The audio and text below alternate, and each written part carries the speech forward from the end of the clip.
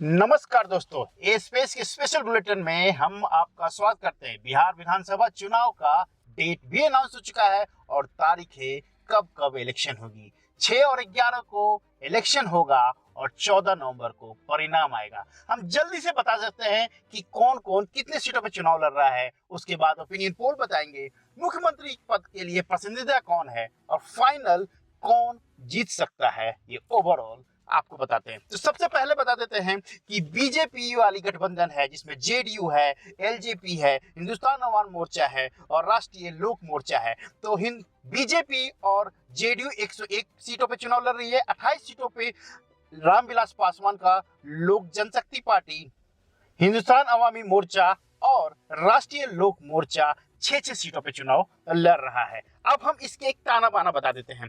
BJP यहाँ पे करीब करीब 56 सीटें के आसपास जीत सकता है, जनता दल 52 सीट के आसपास, लोक जनशक्ति पार्टी यहाँ पर 18 के आसपास जीत सकता है, क्योंकि इनका एक छत्र राज है हाजीपुर और नीचे वाले एरिया जहाँ पे आरा पे है, उस जगह पे इनकी एक छत्र राज हो सकता है।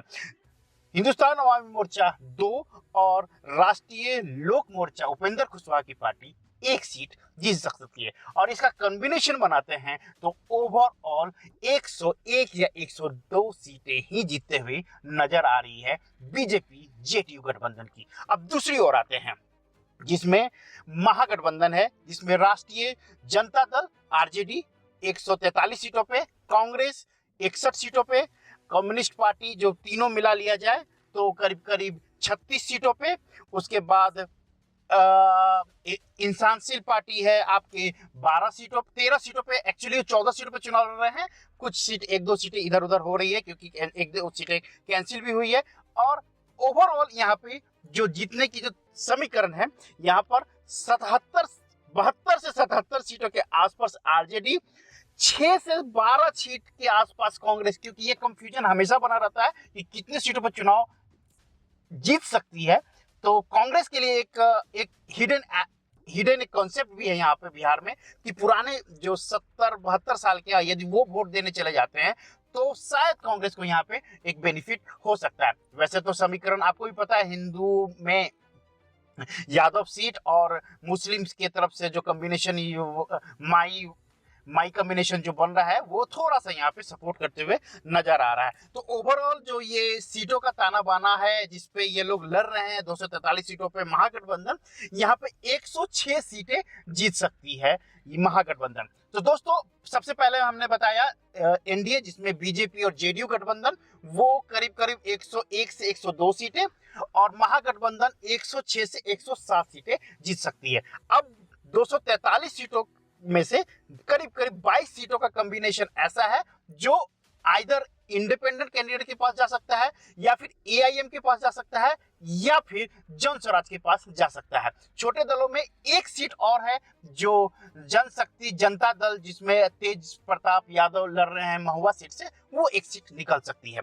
तो हम आपको एक और जिसमें गठबंधन बना, जिसमें ग्रैंड डेमोक्रेटिक अलायंस बना, जिसमें एआईएम है, राष्ट्रीय लोक जनशक्ति पार्टी है, पशुपति पारस वाली पार्टी, वो भी करीब करीब 25 सीटों पर लड़ रही है। एआईएम 25 से 26 सीटों पे, आजाद समाज पार्टी जो रावण वाली पार्टी है वो भी 25 सीटों पे चुनाव लड़ रही है और अपना जनता दल 4 सीटों पे चुनाव लड़ रही है। और इनके हिसाब से जो हमारा ओपिनियन पोल पता है ये करीब करीब 79 सीटों पे चुनाव लड़ रहे हैं और ये 3 से 4 सीटों ही निकालते हुए नजर आ रहे हैं। एक सीट जैसे मैंने पहले बताया कि आरजेडी की से टूट के आए हैं तेज प्रताप, अपना जनशक्ति जनता दल जो बनाया है वो एक सीट वो निकाल रहे हैं। अब जन स्वराज की कॉम्बिनेशन की बात करते हैं। 243 सीटों पे उन्होंने नामांकन किया, एक सीट पे उनके कैंडिडेट गए नहीं और एक सीट का कैंसिल हो गया है, तो 241-42 सीटों पे चुनाव लड़ रहे हैं।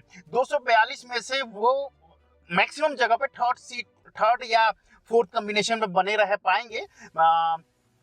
इस वक्त उनका जो जीतने की जो कॉम्बिनेशन है उस लेवल पे नहीं नजर आ रहा है, पर यदि वो 4 से 5 सीट निकाल देते हैं तो बड़ी बात होगी।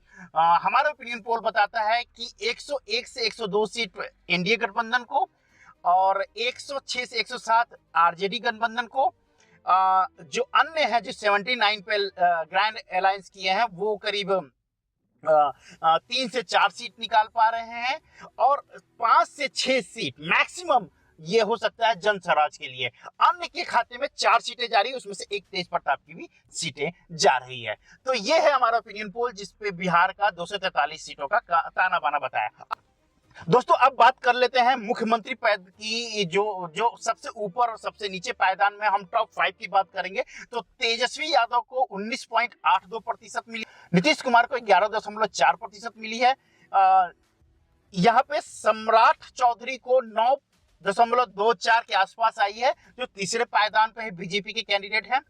और 6% के आसपास चिराग पासवान और जन स्वराज के कर्ता धर्ता प्रशांत किशोर को भी आई है। आते रही सबसे इंपॉर्टेंट वोटिंग प्रतिशत में गैप कितना हो सकता है।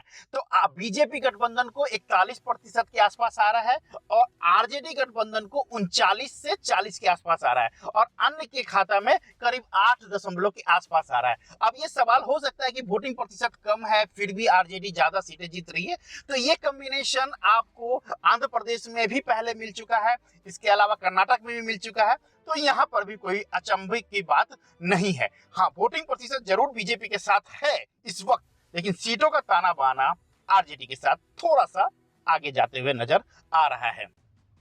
तो ये था दोस्तों हमारा ओपिनियन पोल जिसमें हमने आपको कौन कितने सीटों पे जीत रहा है 243 में से, किसकी सरकार बन सकती है ये बता रहे थे, और कौन है मुख्यमंत्री का पसंदीदा कैंडिडेट। मिलते हैं अगले वीडियो में, तब तक के लिए नमस्कार।